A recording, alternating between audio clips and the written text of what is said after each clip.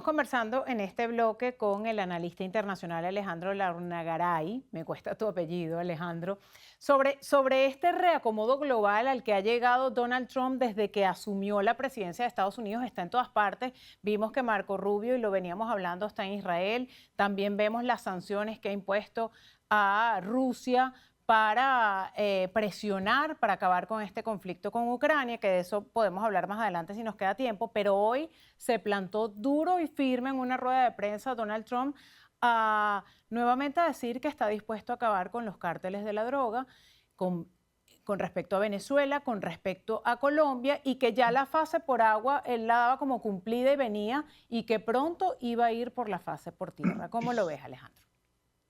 Bueno, no, lo que dijo Trump no va a ocurrir, no va a acabar con ningún cártel de la droga. A ver, el crimen organizado, esto lo he estudiado bastante con mi centro de estudios.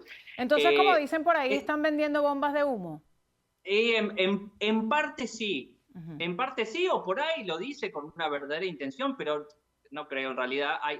Es una, no diría una excusa, pero es un eje del que se agarra Trump para ejercer un mayor injerencismo en la región, en base a los intereses nacionales de la política exterior de Estados Unidos, que desde su punto de vista ejercer un control, dominio, presión sobre los gobiernos que no le son afines y que no son aliados de él, bueno, como Venezuela, como Colombia. A ver, el crimen organizado y el crimen organizado transnacional ligado al narcotráfico, cuando hablo de narcotráfico también se ata al tráfico de personas, también al tráfico de armas, y está todo relacionado.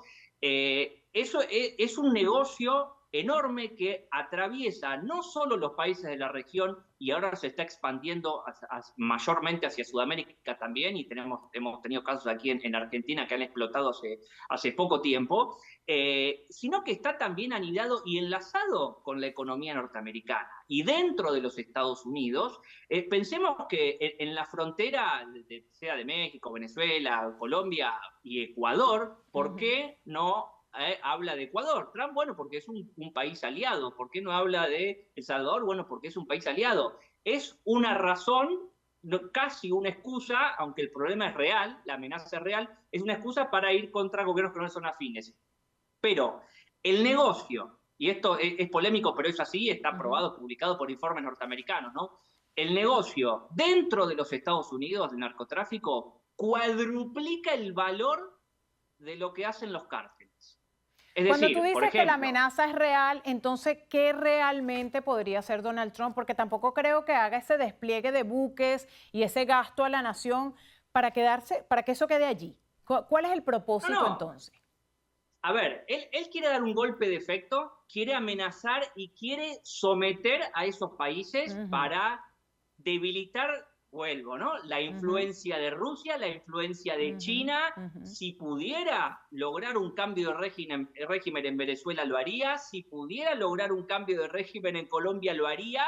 Va pausado, pero ya amenazado varias veces con el uso de la fuerza en Venezuela. Entonces quiere ejercer una presión por debajo, y algo que nosotros no vemos, ni escuchamos, ni leemos. Están negociando y presionando de otra manera para lograr ciertas concesiones. Está el interés ideológico, de cambio de régimen, de recursos naturales, de asociación y de la influencia de China y de Rusia.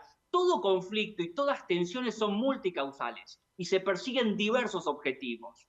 Que Trump organice el ejército, las fuerzas, para las fuerzas navales y aviones y los drones autónomos, y bombardea algunos barcos que ya han matado 30 personas y no está probado que fueran todos narcotraficantes, Sí. no va a destruir a los cárteles ni nada. La droga va por mar, por tierra, por aire, y va por distintas vías de transporte, y es lastimosamente una economía criminal muy organizada que el negocio, lo primero que tendría que hacer Trump es combatir el negocio dentro de los Estados Unidos, que es lo que más fácil tiene para abordar. Un kilo de cocaína cuesta, los cárteles lo venden alrededor de $10.000. Dentro de los Estados Unidos, cuadruplica su valor, más de $40.000. ¿Ustedes creen que por más que Trump bombardee algunos barquitos que llevan o no llevan droga, va a poder cortarse el negocio dentro de Estados Unidos, que es hiper multimillonario? No va a suceder.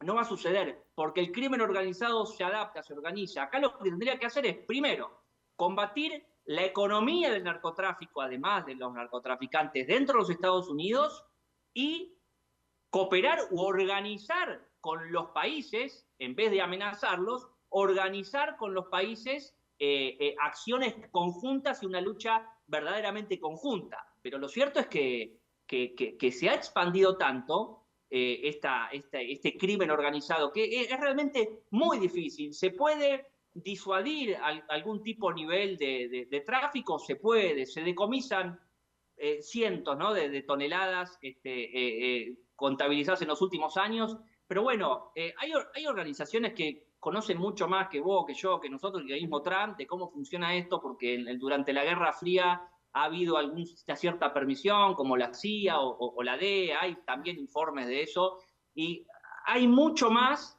de lo que se muestra, hay mucho más de lo que se sabe y lo que se podría hacer realmente para combatir este crimen organizado. Pero lo que ahora, como venezolana, Alejandro, tengo que despedir, pero no puedo dejar de preguntarte. Entonces, ¿tú crees que esta presión que hace Donald Trump haga que caiga el régimen de Nicolás Maduro? No creo que, por lo menos en el nivel que estamos hoy, no creo que suceda. No creo que vaya a suceder. Y tampoco sé si Trump, si le vendría bien a su posición o a su interés y a su posición como presidente y como quiere mostrarse ante el mundo, hacer o una invasión o un ataque de otra índole a Venezuela. Lo veo difícil, no lo veo imposible, porque estamos en el siglo donde todo es probable, se está acomodando todo el globo, todo el sistema internacional, y yo sostengo ya hace más de 10 años que Venezuela es uno de los focos de conflicto, como es Europa del Este, como es Medio Oriente, como es la península de Corea, como es Taiwán, y Venezuela es otro. Entonces, así es un problema ya para la región. Alejandro, tengo que despedirte porque se me acabó el tiempo. Muchísimas gracias por estar con nosotros y por supuesto que te llamaremos en otra oportunidad porque esto pica y se extiende. Por favor, Francia, el placer fue mío, muy interesante la charla y te agradezco, y sí, cuando quieran, un placer. Nos vemos en todo Estados Unidos a través de las cableoperadoras de su preferencia y en todo el mundo descargando nuestra nueva aplicación en las distintas plataformas. Somos TVV.